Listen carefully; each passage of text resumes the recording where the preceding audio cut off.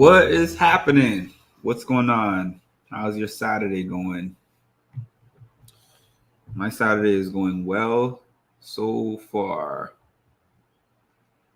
My Saturday is going well so far. I wanted to jump in here and talk about this Angie Martinez interview of Ashanti, which I didn't know was going to happen, but I guess it's in relation to some book that she's putting out. And I don't know, she's got some things going on, so it's somewhat related to promotion.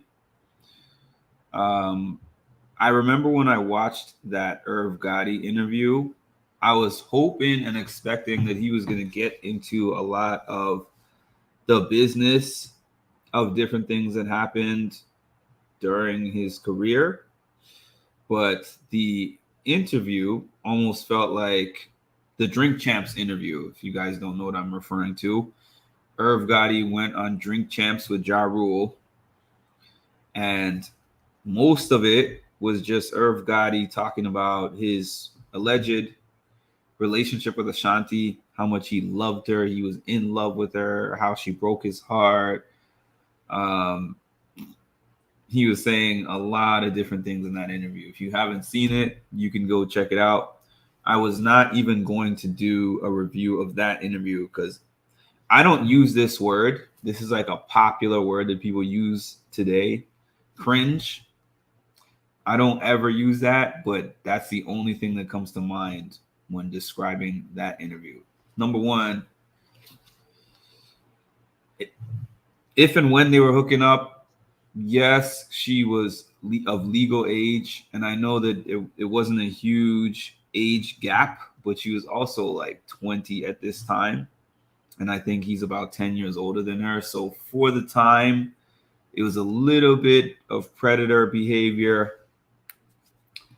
And don't get me wrong, y'all know I like a certain amount of messiness in certain situations, but this type of messiness was so unnecessary. Like, why 20 years later are we revisiting this old stuff and wanting to stick on that subject?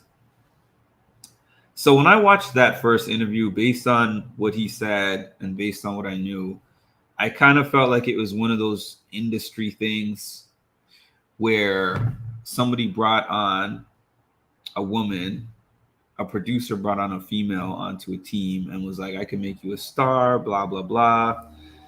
And ended up kind of pressuring her, like, I can bring you to the top, but this is something that you're going to have to do in order to get there.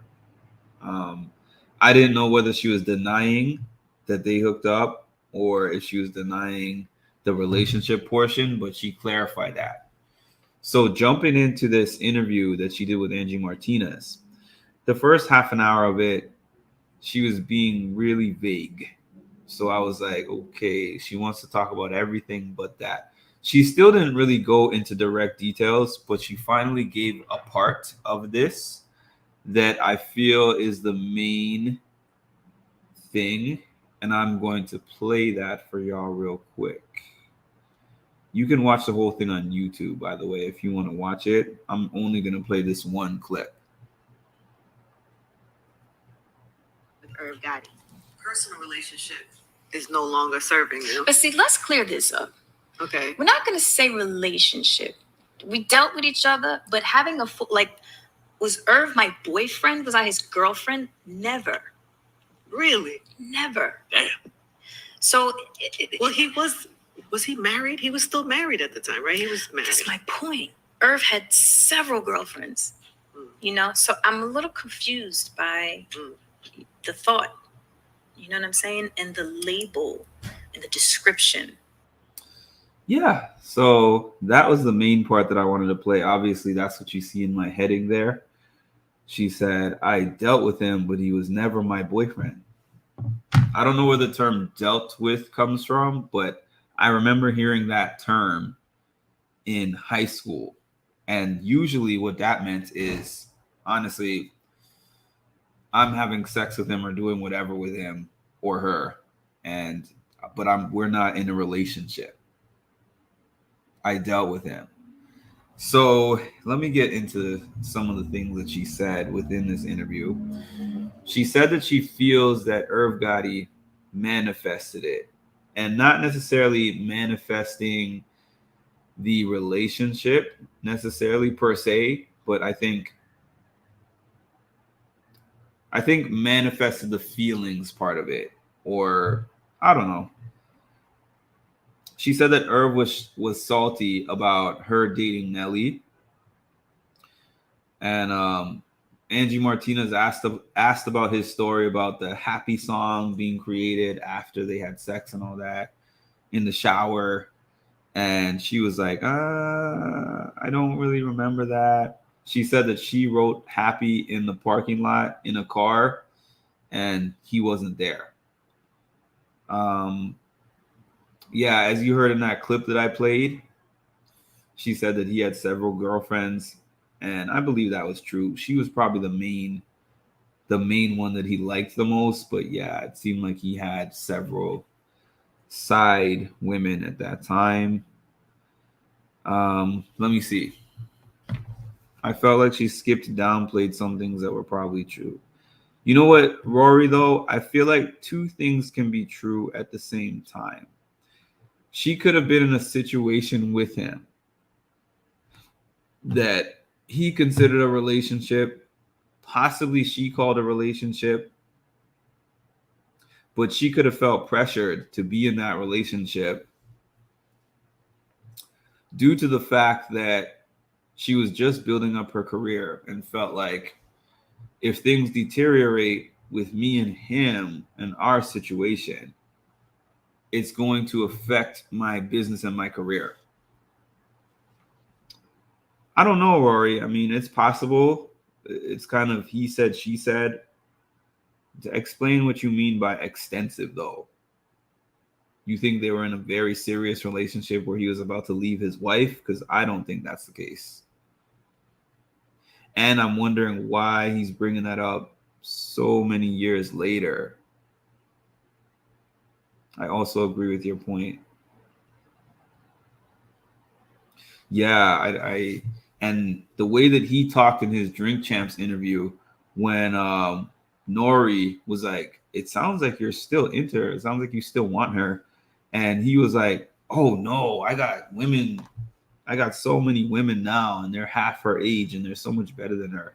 And I'm like, then why are you still talking to her as if she broke your heart yesterday? I do agree, Rory, though, that she's probably downplaying the situation somewhat. And I think that he's also overplaying it. He's talking about her like she's the one that got away, which I find really interesting. I remember he said that he found out about Nelly when he saw them on TV at a basketball game. And he said that he was like heartbroken by that. But yeah, that was her confirmation. She was like, Irv was never my boyfriend. And that he had several girlfriends. I thought the interview was going to reveal a little bit more than that, but that's the main reason why I have that as my quote here. Because out of everything that I watched, that was my main takeaway because she didn't say much else. She was very vague and very political with her answers, but she did say Irv was never my boyfriend. But she said, I was dealing with him. I kind of laughed when I heard that. I believe that it was something more than just occasional hookup. And it was probably was for her to protect her blossoming career at the time. Probably.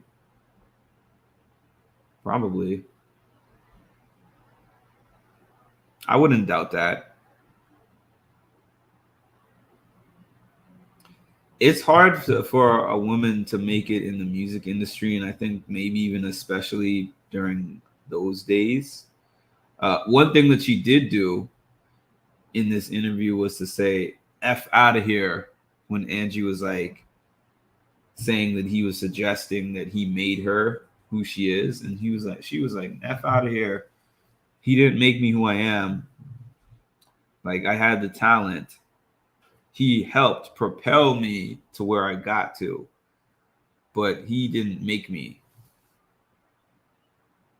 And I understand and respect her saying that, because, you know, her talent got her there. I mean, he was the person who, I guess, discovered her and made all these different beats and made good looks for her and whatever. But it's kind of like, you do need that person if you're an unknown person to get to where you are. But I think it was more like, I give Irv his credit, but perhaps if it hadn't been Irv, it would be somebody else. But it seemed like in the beginning, she was kind of denying the whole situation altogether. But she kind of did brush it off a little bit by saying we were dealing with each other. Like I said, I found that part funny. I found that part funny because I remember first hearing dealing with when I first got to high school. I went to high school in Massachusetts. And I remember the first time I heard it, somebody was like, "Oh yeah, is such and such your guy?" And she was like, "I'm dealing with him. I'm dealing with him." Dealing with is just, I feel, a term that people made up for. It's like, we have some kind of relations, but we're not in a relationship. So that's what she was trying to say here. And I think this might be, well, I was going to say this might be the first and last time she addressed it, but then I saw that she did an interview on Hot 97, and she did an interview. I watched the interview on Hot 97 as well, which was kind of a condensed version of what she gave Angie. And she did interviews on a few other platforms. She's advertising for something.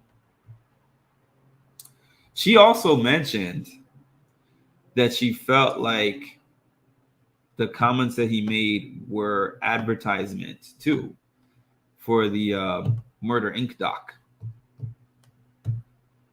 So she was kind of saying that he embellished the situationship maybe that they were in for the sake of the documentary, which I'm sure that it actually did get more eyes on that.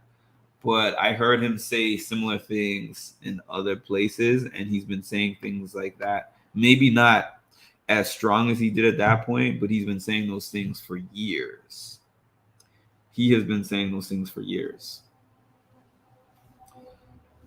So I don't necessarily think it was just for the doc, but I think that he did recognize that this is also going to help sell the doc, because he mentioned it when he was doing his Drink Champs interview several times.